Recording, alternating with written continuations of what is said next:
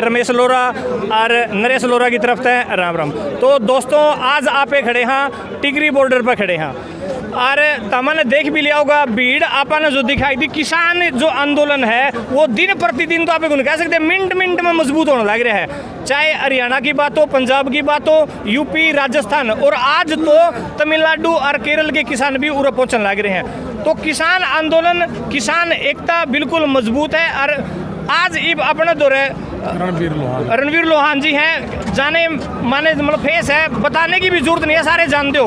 उनसे इस आंदोलन के बारे में हम विचार जानते हैं। नमस्कार सर। नमस्कार जी। सर जी पूरा जो मैटर है, पूरा जो मामला है उसके बारे में क्या कहेंगे जी? देखिए पूरा मैटर तो सीधा सीधा एक है जी कि किसान को कैसे रगड़ा जाए। मोदी जी और भारतीय जनता पार्टी का सिर्फ एक ही मकसद है कि किसान को ख़त्म कैसे किया जाए इस काले कानून को बना करके। क्योंकि अगर इनकी मंशा ठीक होती तो ये कानून बनाने से पहले क्या पूरे हिंदुस्तान का किसान मर गया था, इनको दिखता नहीं था। किसानों को बुला करके उनको विचार विमर्श करना चाहिए था।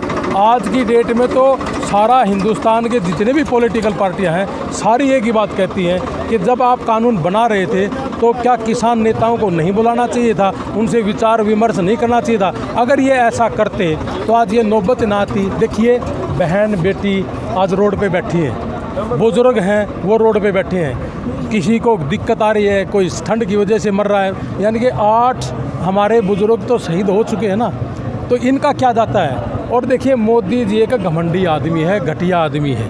उसका सीधा सीधा सा कारण है, मैंने तो अभी इंटरव्यू में भी बताया है कि जब नोटबंदी हुई थी इसने अपने राजनीतिक फ़ायदे के लिए अपनी माँ को लाइन में खड़ा किया था।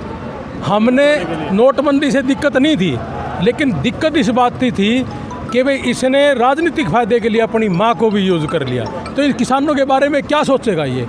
मैं तो ये कहता हूँ कि भगवान इसको सद्बुद्धि दे और ये आदमी हमारे किसान भाइयों के, माँ बहन की, इन सब की इज्जत करे और इनको अच्छे तरीके से इज्जत के साथ इनको घर जाने दे। जुमलेबाज आदमी है। एक देखिए सर वहाँ पर जो माता बहन बैठी है साथ में, हाँ जी, और एक गुड़िया साथ में स्टडी भी करने लग रही है, आंदोलन बाकी साथ में स्टडी भी चल रही है। तो पूरा हालात के बारे में सर आपकी देखिए सर, और क्या करे, चाहे घर है चाहे रोड है, किसान का बच्चा तो वाकई में ही रोड पे है। क्योंकि 2-2, 3-3 एकड़ का है किसान है। अब इनको ये पता ही नहीं कि भाई ये हिंदुस्तान है, ये ऑस्ट्रेलिया और अमेरिका नहीं है जहाँ हजार किले, एक छोटा सा 2-2 किले हैं, 2-2 किले। हाँ जी, एक बात थी इसमें, किसान कह रहे हैं कि ये कानून गलत है। हाँ जी, लेकिन सही जानकारी किसी को नहीं है।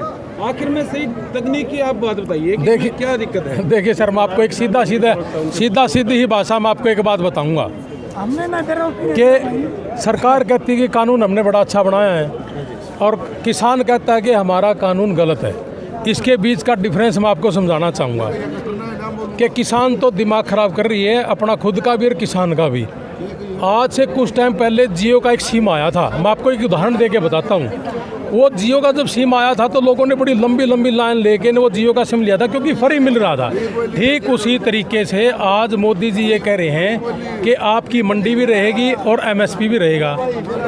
आगे क्या होगा कि जो जमाखोर आदमी है, पूंजीपति आदमी है, वो मंडी के बाहर बैठेगा और मंडी में मान लिया किसी भी फसल का जो भाव है 1975 जैसे गेहूं का है, बाहर कहेंगे जी हम 2000 या 2050 दे देंगे, तो किसान उस 2050 के लालच में बाहर जाएगा क्योंकि 2-2 एकड़ का 1-1 रुपये के लिए हमें तो लालच है। तो कहने का मतलब ये 2-3 साल के बाद मंडियाँ बंद हो जाएंगी और ये आड़तियाँ बंद हो जाएगा। फिर किसान को फिर सरकार कहेगी जी मंडी की जरूरत नहीं, आड़ती की जरूरत नहीं, उसको बंद कर देगी। फिर पूंजीपति आदमी उसका बेनिफिट उठा के वे फिर 1925 भी नहीं देगा, वो 1800-1700 अपनी मोनोपोली के हिसाब से करेगा। और जब जैसे ही फसल आएगी उसी समय अपने माल को, भंडारण किए हुए माल को बाहर फेंक देगा और किसान का सस्ता हो जाएगा। और जब सस्ता होगा तो किसान मारा जाएगा। ये खेल तो केवल मात्र जमाखोर आदमियों का है, पूंजीपतियों का। एक क्वेश्चन है सर, 1965 में लाल बहादुर शास्त्री जी ने एक नारा दिया था, जय जवान जय किसान, क्योंकि उस टाइम अनाज की सर आपने पता है दिक्कत हो गई थी, तो किसान काम आया था।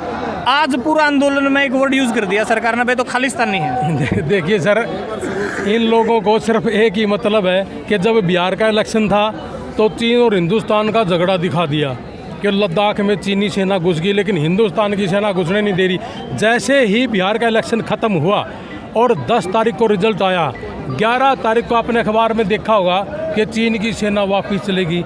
ये बकवास नहीं थी, ये जुमलेबाजी नहीं थी। अरे 6 साल हो गए इन्होंने पूरे देश की आंख बांधने का काम कर रहे हैं, किसान और गरीब की आंख बांधने का काम कर रहे हैं। ये छोड़ दो। अरे कितने दिन करोगे ये झूठ तूफान की राजनीति का, कितने दिन करेगा ये आदमी? मतलब बख्श दो यार गरीब आदमी को। हाथ जोड़ के विनती है आप लोगों से, हम गरीब और कमेरा वर्ग के आदमी। ये कहते हैं आपको इंग्लिश आती है, किसान इंग्लिश भी ना बोल रहे, किसान रोड पे पढ़ रहा है, उसको अच्छे से पढ़ने भी ना दे। प्रोग्रेस क्या प्रोग्रेस है जी? अब बताओ तो सही, कौन सी प्रोग्रेस है? जब इन्होंने धारा 370 तोड़ी थी, हमने पूरे देश ने उसका स्वागत किया था, लेकिन ये तो कोरा ही गलत काम कर रहे हैं जी, किसान के साथ धक्का कर रहे हैं। अरे 2-2 एकड़ का किसानी ने चाय बेची थी, इसको पता नहीं है तकलीफ क्या होती है। आज ये भूल गया वो सारी चीज़ें। तो सर क्या कहना चाहोगे लास्ट में? क्या मेरी तो लास्ट में एक ही बात है कि 5 दिसंबर को, कल 5 दिसंबर को तीसरे दौर की बैठक है, और इनको जो किसान की एक मांग, किसान तो एक ही बात कह रहा है ना जी कि आप कह रहे हो कि MSP ख़त्म नहीं होगा, किसान कह रहा है कि आप इसकी गारंटी दे दो। तो मेरी तो मोदी जी हाथ जोड़ के एक विनती है किसान भाइयों की तरफ से और हमारी सब युवाओं की तरफ से कि वो जो MSP उसकी गारंटी दे दो और कानून बना दो कि इससे नीचे लेने वाले की जेल होगी। हम तो अपने घर जाने के लिए तैयार बैठे हैं, हमें कौन सा यहाँ ठंड में मरने का शौक़ है? हमारे बुजुर्ग बेचारी बहन बेटियाँ पढ़ेंगी, अपने लिखेंगी। एक कह रहे हैं कि हम तो है ना, जो भी पढ़ेगा उसको मेरिट बेस पे नौकरी देंगे। 2-2 एकड़ का किसान है जी, और MSP पे कोई लेगा नहीं। पूरे साल का खर्चा 2 एकड़ से चलता है, तो अच्छे स्कूल में बच्चा पढ़ लेगा हमारा? नहीं पढ़ सकता अच्छे स्कूल में। अच्छे स्कूल खोल दो और पूंजीपतियों से लेके 100 किले दे दो, बात खत्म। फिर कर लेना जो करना चाहते हो आप। तो आप सभी देख सकते हैं, हमारे साथ हैं रणवीर लोहान जी हैं, और उन्होंने क्लियर किसानों की सुर में सुर मिलाते हुए ये बात कही है कि भी जो 3 जो कानून बनाए हैं, अध्यादेश जो बनाए हैं, वो वापस लेने हैं, और जो MSP की जो गारंटी है, हाँ जी, वो MSP की जो गारंटी है जी, वो कानून बनाया जाए कि भाई इससे नीचे अगर कोई लेगा उसको 5 साल की जेल होगी। और एक बात और मैं आपके चैनल के माध्यम से कहना चाहूँगा हरियाणा भर के नौजवान भाइयों से कि भाई यहाँ बॉर्डर पे हर आदमी अपना योगदान दे। आज मैं भी उस कड़ी में एक योगदान दे के गया हूँ कि 21,000 रुपये की हम यहाँ पे दवाई पहुँचाएंगे दलजीत सिंचाई के माध्यम से, और 1 लाख पानी की बोतलें यहाँ पहुँचाएंगे, और 11,000 रुपये मैंने यहाँ दिए। तो भाई मैं कोई बड़ाई करने के लिए नहीं बता रहा, मैं तो इसलिए कह रहा हूँ कि जो भाई घर बैठे हैं वो आए, पानी लेके आए, कोई दवाई लेके आए, सहयोग करे इस आंदोलन की। और अब तो 2-3 दिन से पूरे हरियाणा के नौजवान भाई आ भी रहे हैं, और जो भाई सुन रहा है वो आए और यहाँ सेवा दे, और पंजाब के भाइयों से सीखे कि भाई उन्होंने गुरुद्वारों में कहीं भी किसी भी देश में जाए, इनके गुरुद्वारे हमेशा वो रहते हैं कि खाओ, कोई दिक्कत नहीं। और यहाँ भी लंगर लगा हुआ है, तो भाई इनसे सीख कर आओ और लंगर में सेवा दे और साथ में लंगर लेके आएँ। तो आपके चैनल के माध्यम से मैं आपका बड़ा धन्यवाद करता हूँ कि आप किसान की आवाज़ उठा रहे हो। न्यूज़ 24 का आपका बहुत बहुत धन्यवाद जी। और कोई चीज़ मेरे से पूछना चाहो मैं बेधड़क होकर आपका जवाब दूंगा। धन्यवाद सर।